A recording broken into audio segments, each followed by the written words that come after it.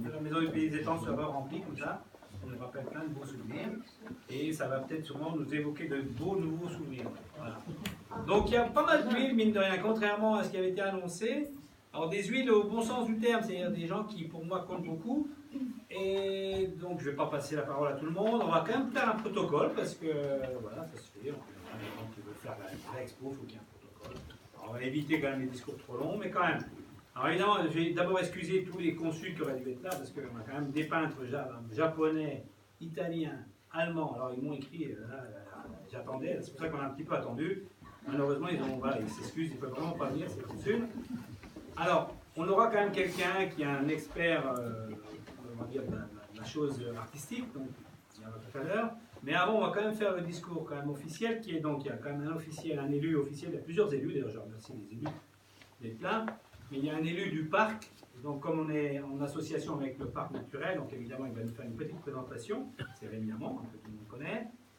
Il y a aussi Gabriel Diz, donc qui est un peu initiateur de l'atelier, qui est pas un peu, qui est l'initiateur de l'atelier, donc s'il veut nous dire un petit mot aussi par rapport à l'atelier. Il y a plein de gens qui pourraient dire plein de choses, c'est-à-dire qu'il y a des experts en peinture, hein. Donc l'idée c'était vraiment de confronter un peu tout ça, on va expliquer après. Qui est-ce qui pourra encore prendre la parole? S'il y en a qui veulent dire des choses, c'est l'occasion. Non, une blague. Évidemment, il y a tous les artistes qui sont là. Alors, pas tous, parce qu'il y en a qui sont malheureusement décédés. Emile Carter, c'est pas longtemps, d'ailleurs. Il était né en 21, et il est mort en 2000. Gabriel, tu m'entends, en 2000. Voilà. Donc, et puis, il y a une derrière nous, mais qui n'est pas pu venir non plus. Il y a le peintre du 19e, évidemment, lui, il est décédé.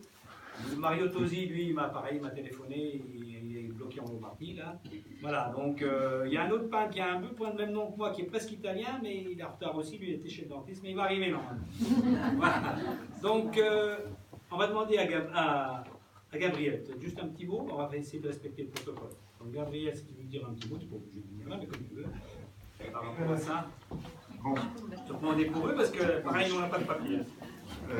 Bonsoir tout le monde. Alors je tiens tout d'abord à remercier l'ensemble des personnes qui ont participé à cette démonstration montre que l'art est bien vivant dans le Saulnois et que il n'y a pas que des grands noms, il n'y a pas que des gens qui se font mousser. Il y a des gens qui travaillent avec modestie, qui travaillent avec honnêteté, et qui sont peut-être les vrais artistes. Je ne sais pas très bien ce que c'est qu'un trait.